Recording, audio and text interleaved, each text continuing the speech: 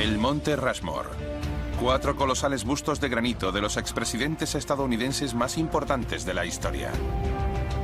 Es una obra más que ambiciosa, es monumental.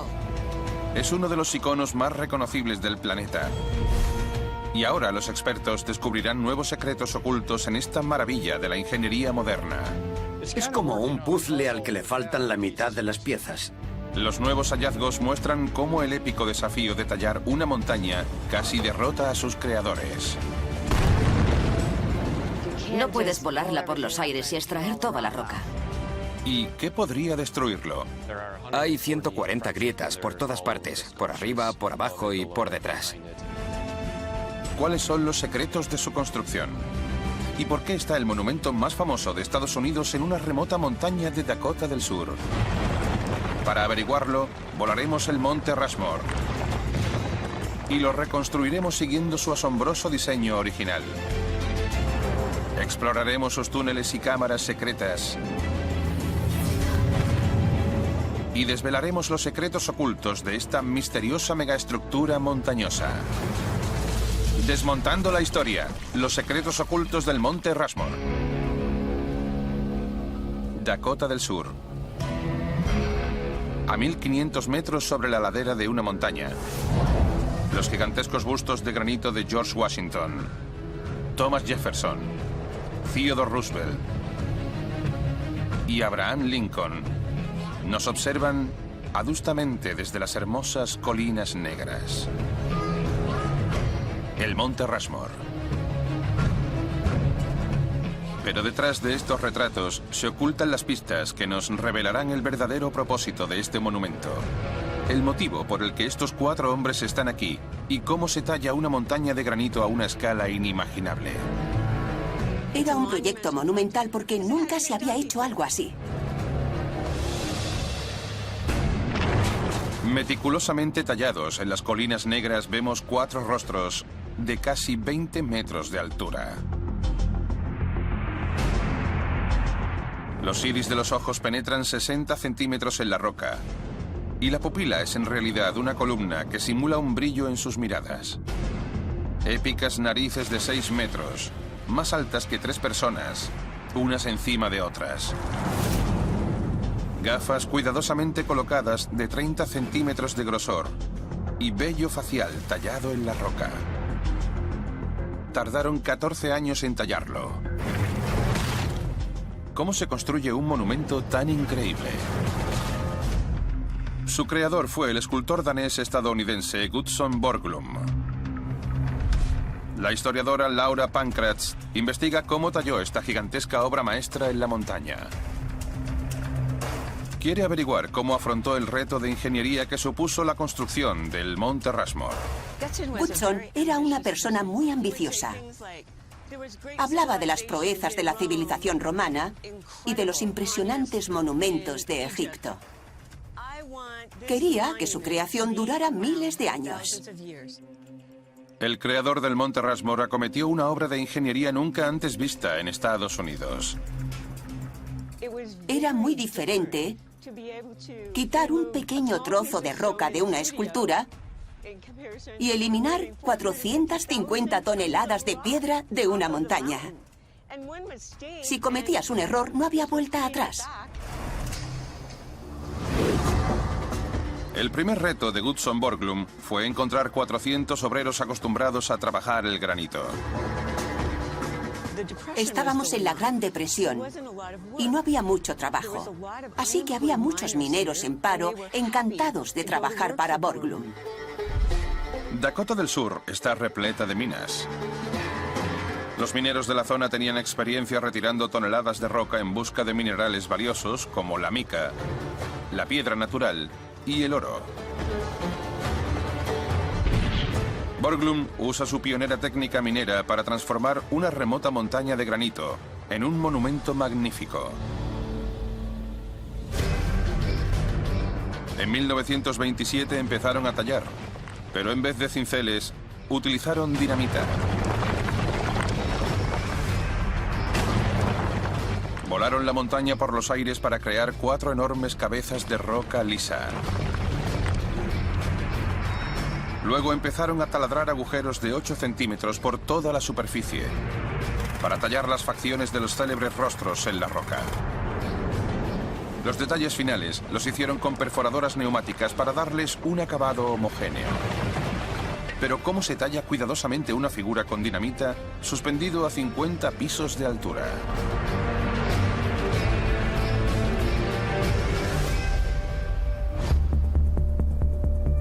Wayne Van Hood dirige la cantera de granito Millbank en Dakota del Sur. Es experto en explosivos y en corte de granito. Es extremadamente difícil trabajar con granito. Los explosivos siempre son un atajo, pero si no los usas bien, puedes dañar la roca. Wayne quiere descubrir cómo los obreros del Monte Rushmore lograron tal nivel de exactitud trabajando con dinamita. Experimenta con sus técnicas haciendo pruebas en un bloque de granito desechado. Introduzco un cartucho en cada agujero. Los agujeros están hechos de forma aleatoria.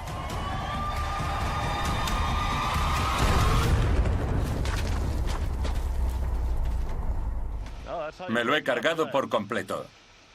No he dejado nada con lo que trabajar. ¿Cómo se talla una cara con explosivos sin causar tantos daños al monumento? Es un gran error destrozar un buen bloque. Una pérdida de dinero. En el Monte Rushmore destrozaron muchos y son irreemplazables. Wayne debe dinamitar las cuñas de granito sobrantes de estos grandes bloques. Para ello deberá calcular la dirección de la explosión, tal como hicieron los obreros del Monte Rushmore. Primero taladra una serie de agujeros en la línea por la que quiere partir el bloque. Cada uno albergará una pequeña carga explosiva. Ya hemos debilitado la superficie taladrando los agujeros. Si nos aseguramos de que los explosivos siguen la línea que hemos marcado, no debemos preocuparnos de que dañen la roca que hay delante o detrás. Si sus cálculos son correctos, solo estallará la parte irregular del granito, dejando 3 bloques perfectos. Allá vamos.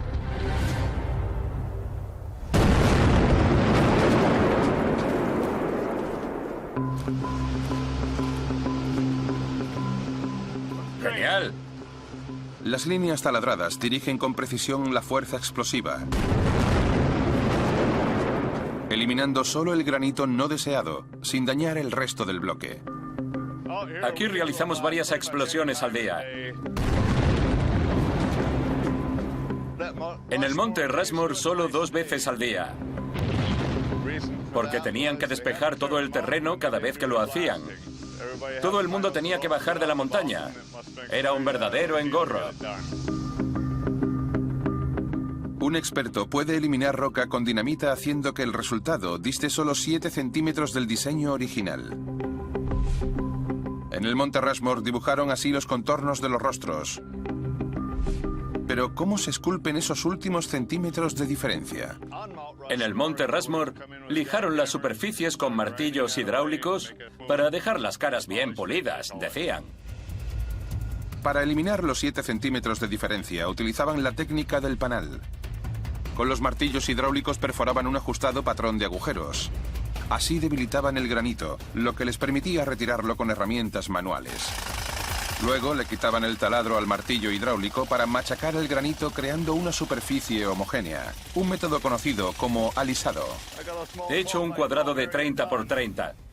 He ido rápido, pero yo no estoy colgando de una cuerda en una ladera intentando ajustarme a un diseño. Una vez completo, esto era lo que llamaban una superficie pulida. Queda genial. Necesitaron 14 años para conseguir este nivel de detalle en la inmensa obra del Monte Rushmore. Fue un proyecto increíblemente complejo. Cuando Borglum llegó a las Colinas Negras, ni siquiera había carreteras. Tuvo que crear una impresionante infraestructura para llevar a cabo su épico proyecto. Se fundó una pequeña ciudad en la falda de la montaña, con nuevas carreteras, herrerías y cobertizos de herramientas. mediante una empinada escalera de 760 escalones y un teleférico, accedían los obreros a la cima de la montaña a más de 1500 metros de altura. Los talladores bajaban con la ayuda de cabestrantes hasta las caras y trabajaban suspendidos a cientos de metros sobre el suelo. Enormes compresores bombeaban aire a lo alto de la montaña para proporcionar energía a los martillos hidráulicos y a las perforadoras neumáticas. El Monte Rushmore fue el primer proyecto de este tipo llevado a cabo en Estados Unidos, por lo que los talladores tuvieron que adaptar o crear de cero nuevos métodos de trabajo. Fue una experiencia de aprendizaje para ellos, un experimento. ¿Cómo sujeto esta herramienta? ¿Cómo la mantengo en su sitio en la ladera de la montaña? Los obreros se movían por las caras con un arnés especial llamado silla de contramaestre. Suele usarse en los barcos para que los marineros lleguen sin peligro a la jarcia. Gutzon Borglum adaptó la silla de contramaestre para usarla en la montaña. Inventó y perfeccionó nuevas herramientas. Tenía mucho talento para eso. Contrató y entrenó a cientos de trabajadores, desde herreros y artificieros a operarios de cabestrantes. Los cabrestantes hacían mucho ruido y no se podía ver a los hombres que estaban en la ladera. Así que Gutzon tenía vigías en la cima que veían dónde tenían que ir los talladores y se lo decían a los operarios de cabrestantes. Sorprendentemente, no hubo ni un accidente mortal en los 14 que duraron las obras. Pero este megaproyecto llevaba asociados retos constantes que obligaron a Gutzon Borglum a cambiar su plan inicial. Monte Rushmore, Dakota del Sur.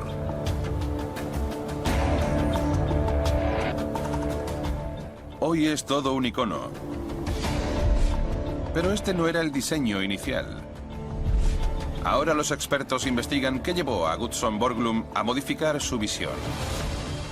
Es como hacer un puzzle sin la mitad de las piezas.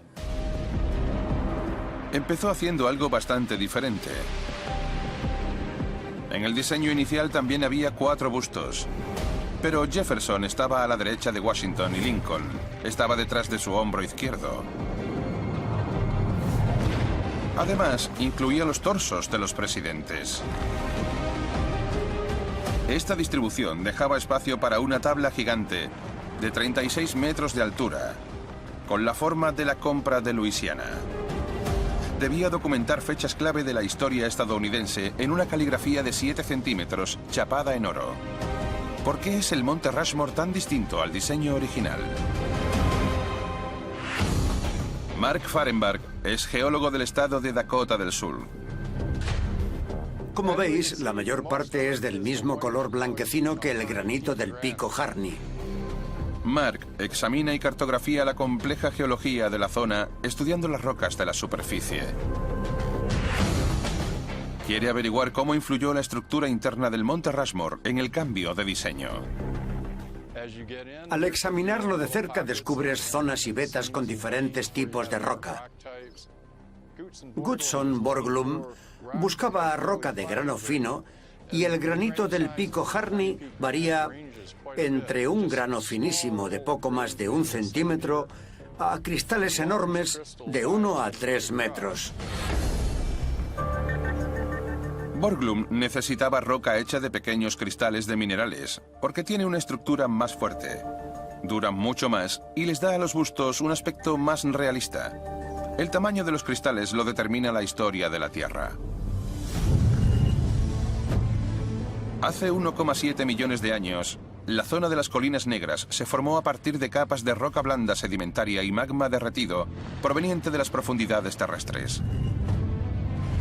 El magma se introdujo entre las capas de roca blanda y se enfrió rápidamente, solidificándose y formando granito duro y liso.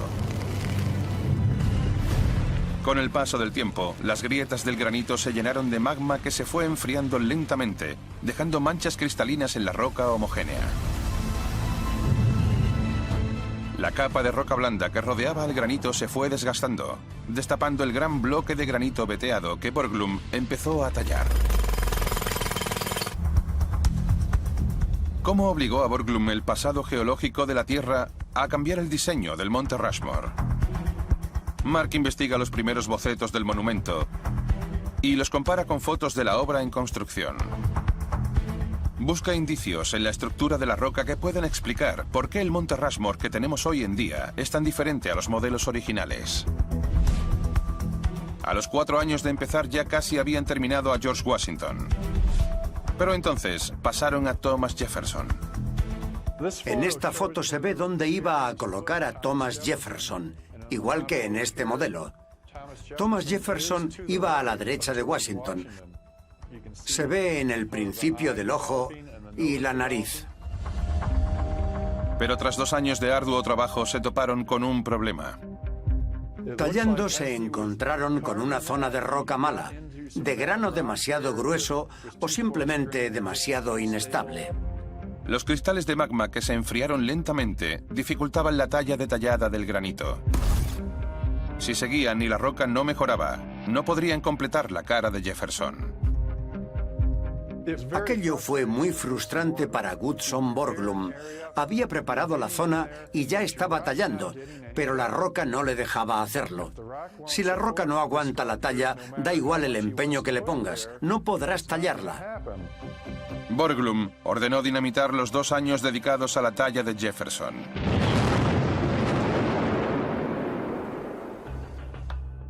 Y volvió a su estudio para rehacer el diseño. Al final decidió cambiar de sitio el busto de Jefferson. Pero cuando empezó a trabajar descubrió otra sorpresa con potencial de convertirse en catástrofe oculta en la geología del Monte Rushmore. Parece que había roca de grano grueso bajo la nariz. Los grandes cristales de la roca de grano grueso se desgastan más deprisa y habrían dejado una cicatriz en la nariz, arruinando el monumento entero. Las diferencias entre los modelos y el monumento actual nos revelan la ingeniosa solución. Si lo comparamos con el modelo, vemos que cambió ligeramente la expresión de la boca y la forma de los ojos. Goodson Borglum cambió la orientación del busto de Thomas Jefferson. En el modelo mira hacia adelante, mientras que en el monte mira un poco hacia la izquierda. Así pudo esquivar la zona del granito de grano grueso, dejándola en un lugar menos conflictivo. Cada diminuto cambio de planes supuso meses de demora en la construcción. Los presidentes quedaron bien posicionados, pero ya no había sitio para la tabla de la compra de Luisiana. Ya solo quedaba tallar los torsos de los presidentes con sus elaborados trajes. Pero en una foto del Monte Rushmore previa al comienzo de las obras, Mark descubre más problemas. Justo donde pusieron a George Washington se ve una capa oscura que parece ser micacita. La micacita es un mineral mucho más frágil que el granito. Podría resquebrajarse durante la talla y debilitar el monumento. Cualquier roca blanda es más vulnerable al clima y a los problemas de erosión que el sólido granito. Hoy en día, la capa blanda de micacita también se desgastaría más rápido en el implacable clima de Dakota del Sur. Sin trabajos de conservación, esta capa se erosionaría y los bustos quedarían colgando o se desprenderían de la montaña. La capa de micacita estaba justo debajo del gran bloque de granito donde están los bustos y debió de ser muy frustrante para Goodson Borglum, que quería ponerles cuerpo a los presidentes, pero se dio cuenta de que tenía que acortar el diseño inicial. George Washington tiene las solapas de la chaqueta, pero no se pudo hacer nada más a partir de la mitad del pecho porque la micacita se erosiona muy fácilmente y no es nada sólida. La mayor parte de la micacita está oculta bajo las miles de toneladas de escombros que cayeron durante las obras. Los bustos de los presidentes tallados en el Monte Rushmore son casi idénticos al modelo de arcilla. ¿Cómo fueron capaces de trasladar los contornos exactos sin la tecnología láser de hoy en día? La respuesta se halla en otra misteriosa talla en otra montaña de las Colinas Negras. 14 kilómetros al sudoeste del monte Rushmore, emerge otra escultura entre las montañas construida con los mismos métodos.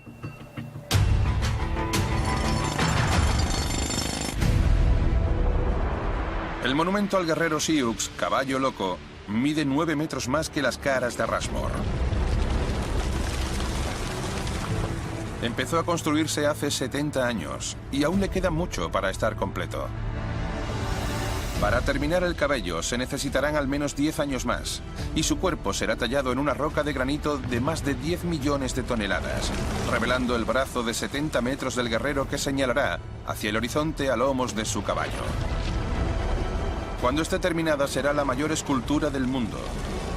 Pero ¿cómo se reproduce la escala de un modelo en una montaña? En 1948, uno de los talladores del monte Rushmore, Korczak Zielkowski, comenzó el proyecto de Caballo Loco usando las técnicas que aprendió allí. Mi padre fue el asistente de Gustson durante un año. Y de no haber sido por el monte Rushmore, nunca habría podido crear esta escultura. Ahora, Monique Zielkowski continúa el colosal proyecto de su padre. En 1948 tuvo lugar la primera explosión y llevamos 70 años aquí. La talladora Monique sigue usando los modelos a escala de su padre y, al igual que los creadores del monte Rushmore, utiliza un puntómetro, un ingenioso artilugio inventado en la antigua Grecia que traslada la escala del modelo a la montaña. Este es el modelo 1,86. Un centímetro aquí equivale a 86 en la cara de Caballo Loco.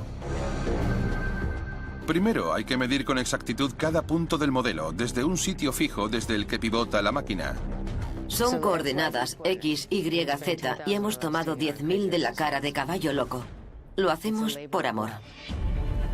El equipo de talladores trasladan las medidas del modelo a la superficie de la roca.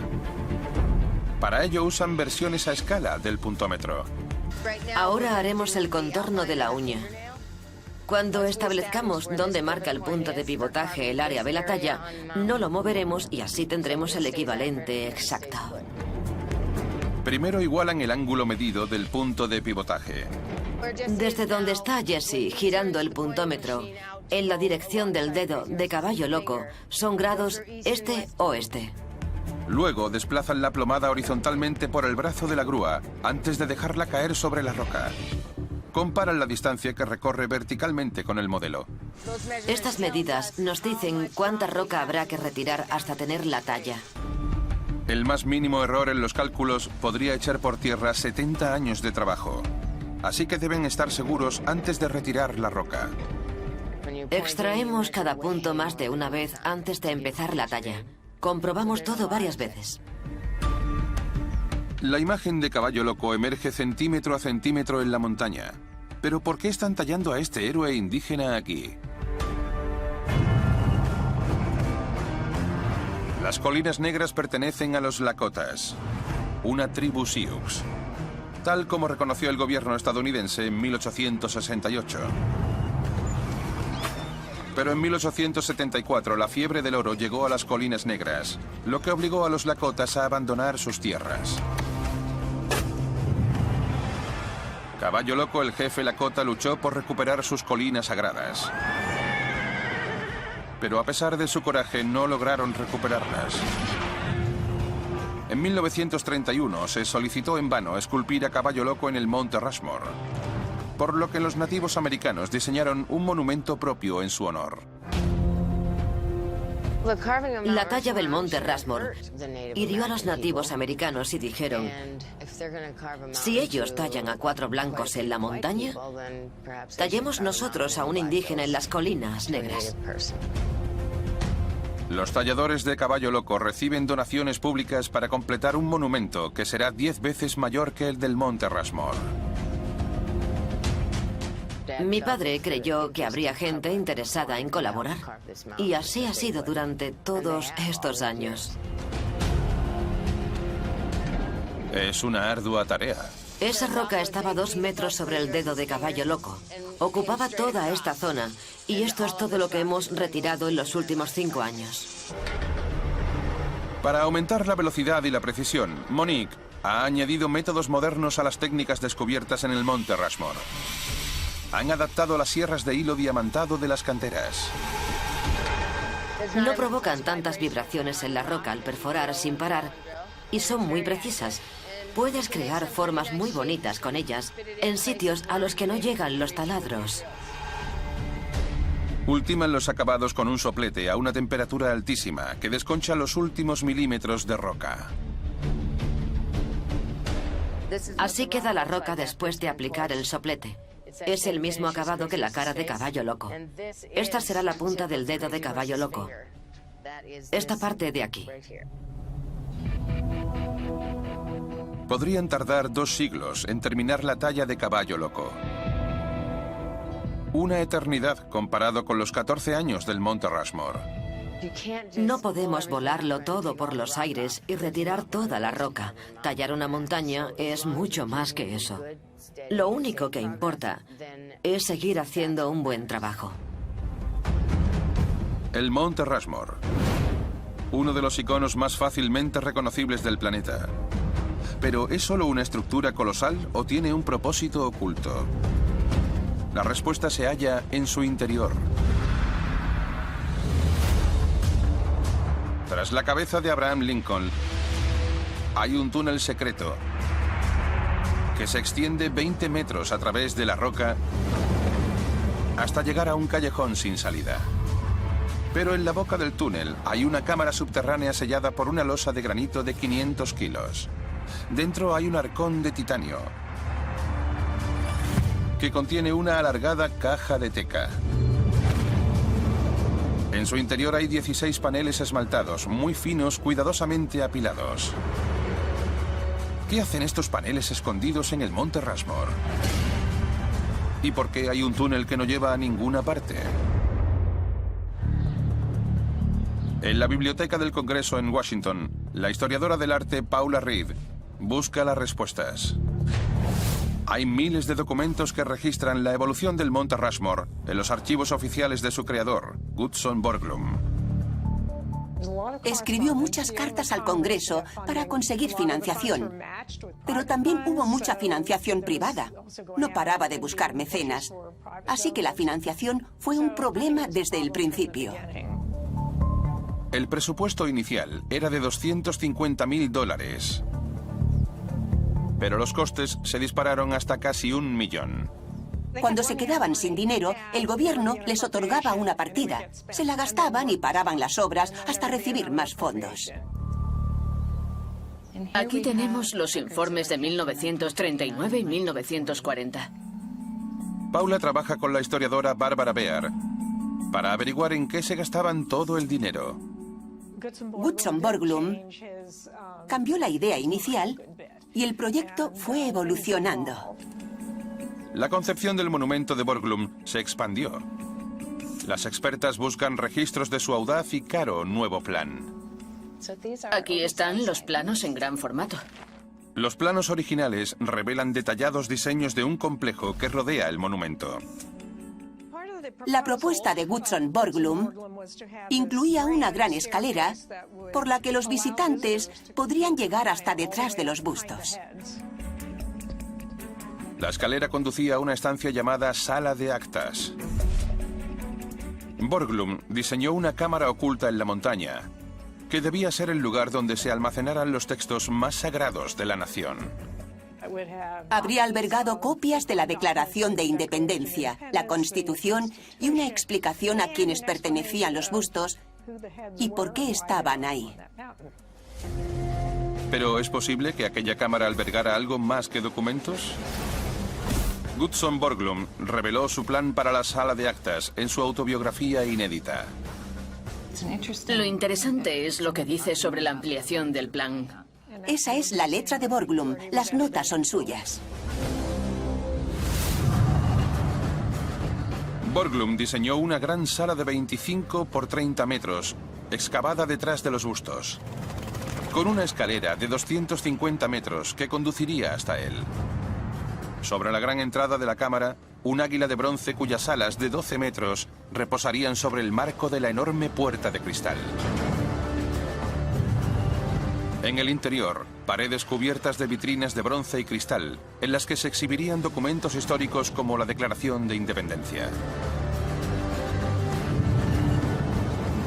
El salón estaría decorado con bustos de estadounidenses ilustres, y las aportaciones del país al mundo estarían inscritas en las paredes. Goodson Borglum quería asegurarse de que el Monte Rushmore ocuparía un lugar relevante en la historia de los grandes monumentos, así como dejar constancia de los logros de Estados Unidos para las generaciones futuras. A Borglum le atraía mucho la idea de un santuario gigante, como una pirámide. Desde fuera se ve una estructura monumental, pero dentro hay una cámara secreta que narra un periodo histórico. Los informes atestiguan que convenció al Congreso para que destinara $50.000 a la construcción de la sala de actas. En 1938 los obreros empezaron a abrir con explosivos la cavidad en la roca donde iría la sala. Pero la Segunda Guerra Mundial les obligó a detener las obras. El Congreso dijo: necesitamos el dinero para la guerra, así que olvídate de la sala de actas y de la escalera. Haz los bustos y punto. Terminó los bustos rápidamente, y las obras acabaron en octubre de 1941. La sala de actas, que empezaron, quedó abandonada e incompleta. La incompleta sala de actas aún conserva las marcas de las herramientas. Y en 1998, la hija de Goodson Borglum enterró los 16 paneles esmaltados en la entrada. Esta cápsula del tiempo contiene la historia de Estados Unidos, las biografías de los 4 presidentes y la de Goodson Borglum, y un relato detallado de la épica construcción del monumento. ¿Pero qué motivó la construcción de este monumento nacional? ¿Y habrán descubierto los investigadores por qué se hizo aquí, en Dakota del Sur? La historiadora del arte Paula Reed ha ido recabando información por todo el país. Quiere averiguar cómo surgió la idea de crear este monumento sin precedentes. La gente se sorprende porque cree que se planeó desde el principio que el Monte Rushmore fuese así. La correspondencia de los primeros promotores revela que el diseño primigenio del monumento no tenía nada que ver con presidentes ni con democracia. La idea original era retratar figuras locales, no héroes nacionales, y hacerlo a menor escala. En los años 20, el historiador Don Robinson buscaba el modo de impulsar la economía de su remoto estado. Don Robinson quería tallar retratos de personajes del salvaje oeste para convertir las colinas negras en un reclamo turístico. Era un proyecto mucho más modesto. Los rostros de los héroes del salvaje oeste, Buffalo Bill y Toro Sentado, podrían estar hoy en día en las colinas negras. ¿Cómo se convirtió esta idea en un proyecto masivo con los presidentes como protagonistas? Don Robinson narra en una carta la primera visita a Dakota del Sur del creador del Monte Rushmore. Robinson invitó a Goodson Borglum a Dakota del Sur para ver qué ideas tenía y preparar una solicitud y un presupuesto. Lo primero que hizo Robinson fue llevar a Borglum a esta famosa formación rocosa llamada Las Agujas. Pero él rechazó estos pináculos de granito fracturado porque no eran adecuados para tallar retratos. Se dispusieron a buscar un lugar más propicio. El geólogo Mark Fahrenbach sigue sus pasos. Goodson Borglum quería una superficie plana y ancha para tallar. La mayoría de las grandes paredes rocosas de las colinas negras están formadas por rocas sedimentarias como la caliza, y la abundancia de caliza implica debilidad. Aquí tenemos un trozo de caliza y ácido clorhídrico, así que vamos a simular la erosión. El potente ácido actúa como décadas de lluvia reaccionando con la roca. Tras 100 o 200 años, La lluvia habría acabado erosionando las tallas. No se habrían mantenido durante generaciones.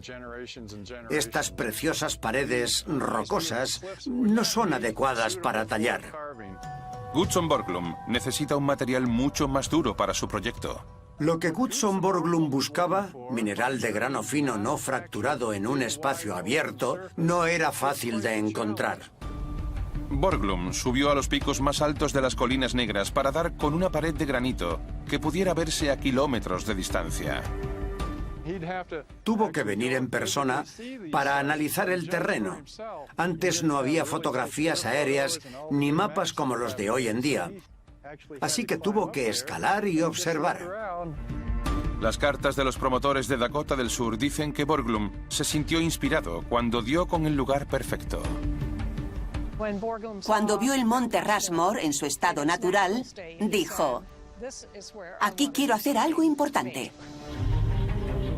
Propuso una talla monumental, un coloso sin precedentes de gran importancia nacional. Cuando leí la correspondencia, me sorprendió que se decidiera todo tan rápido. Me da la impresión de que no creían que fuese posible hacer algo tan grande como el monte Rushmore. Era la primera vez que se hacía algo así. En 1925, cuando estaba diseñando el monte Rushmore, ya habían pasado 28 presidentes por la Casa Blanca. ¿Por qué escogió a estos 4 aparentemente aleatorios? Paula halla la respuesta en los escritos de Goodson Borglum. Para Borglum, conformaban una unidad. Se refería a ellos como los constructores del imperio. George Washington fue el fundador de la nación. Una elección obvia. Pero el suyo es el busto más prominente. Y durante su mandato en Estados Unidos se expandió hacia el oeste. El tercer presidente, Thomas Jefferson, fue otro de los padres fundadores. Redactó la Declaración de Independencia y como presidente expandió el territorio con la compra de Luisiana. Abraham Lincoln mantuvo el país unido ganando la guerra civil. Theodore Teddy Roosevelt fue la última y más sorprendente elección. Era amigo de Goodson Borglum, pero también, como él decía, un constructor del imperio. Estados Unidos terminó las obras del Canal de Panamá, que pasó a ser territorio estadounidense bajo el mandato de Roosevelt, garantizando la prosperidad del país. Los 4 presidentes del monte Rushmore son un símbolo del nacimiento de Estados Unidos y su evolución. Muchos de los turistas que visitan este lugar preguntan si se añadirá algún otro presidente. El geólogo Mark Fahrenbach ha sopesado las distintas opciones. Hay muchos presidentes que también hicieron cosas buenas por nuestro país. Se han propuesto muchos nombres. ¿Pero cabe otro busto en la montaña? Los talladores originales ya intentaron en vano usar el espacio que hay a la izquierda de Washington. Pero el granito es demasiado defectuoso para aguantar la talla. ¿Podría hacerse a la derecha del monumento? Si miráis hacia Abraham Lincoln, a su derecha veréis una grieta casi vertical. Es bastante grande. Estoy seguro de que sigue hacia el interior. Goodson Borglum aprovechó también la parte interna de la roca apta para ser tallada. No queda suficiente roca buena a la derecha para tallar otro presidente. La estructura oculta del monte Rushmore no permite añadir ningún otro presidente a los 4 de Borglum. Goodson Borglum hizo el monumento que quería y no hay que modificar su trabajo porque entonces estaríamos cambiando su visión, su creatividad. El monte se quedará así para disfrute de las generaciones futuras. Goodson Borglum creó estos 4 iconos de la presidencia estadounidense a partir del épico paisaje de la nación que construyeron. Al atreverse a trabajar en una escala sin precedentes, su diseño se convirtió en un templo de los ideales de los Estados Unidos. ¿Pero durará este símbolo de la perseverancia estadounidense para siempre? Hay 140 grietas por todas partes, por arriba, por abajo y por detrás.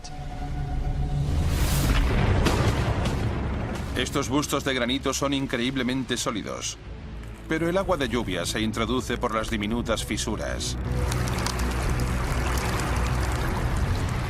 Y al congelarse, abre grietas que pueden tener consecuencias catastróficas. Para evitarlo, el equipo de conservación del Monte Rushmore rellena las grietas con un aislante impermeable y ha instalado detectores de movimiento extremadamente sensibles para detectar hasta el más mínimo movimiento. ¿Será suficiente para conservar este monumento durante siglos? Tenemos una resolución de milésimas de centímetros. El ingeniero Cody Vining es experto en mecánica de rocas. Se encarga de monitorizar cualquier posible deterioro del Monte Rushmore. Su mayor preocupación son las intersecciones internas de las grietas. Al cruzarse, forman un bloque distinto, con potencial para cambiar de ubicación. Cody y su equipo monitorizan la red de sensores de movimiento que cubre los bustos. Esta red capta los cambios microscópicos en la anchura de las grietas de la roca. Aquí tengo las transmisiones a tiempo real de los medidores instalados en el Monte Rushmore. Registramos movimientos en una 7000 milésima de centímetro. El mayor problema ahora mismo es un bloque expuesto junto a la mejilla de George Washington. Hay roca expuesta y si nieva, la nieve se acumulará encima y cuando salga el sol se derretirá y el agua podría filtrarse por las grietas y congelarse. La expansión del hielo podría ejercer presión sobre la roca. Se trata de un ciclo de erosión llamado hielo-deshielo. Cuando hace frío, el agua de las grietas se congela, haciendo que se abran más. Y cuando sube la temperatura, el hielo se derrite. Si este ciclo se repite una y otra vez, la grieta crece y crece hasta que el bloque se parte. Los talladores originales sabían que el agua podía filtrarse por las grietas y para reducir el riesgo del ciclo hielo-deshielo aplicaron aceite de linaza y polvo de granito en la superficie. Cody comprueba si la capa aislante sigue funcionando. Sus sensores son tan potentes que puede ver cómo el monte reacciona al clima. Con los cambios de temperatura varía la forma de la roca. La vemos cambiar hora a hora. Vemos las fluctuaciones y los desplazamientos que se dan en cada estación. Sus medidores registran los cambios de temperatura minuto a minuto, para que Cody pueda aplicar los movimientos naturales de la roca en sus cálculos para ver si se mueve más de lo esperado y está dañando el aislamiento.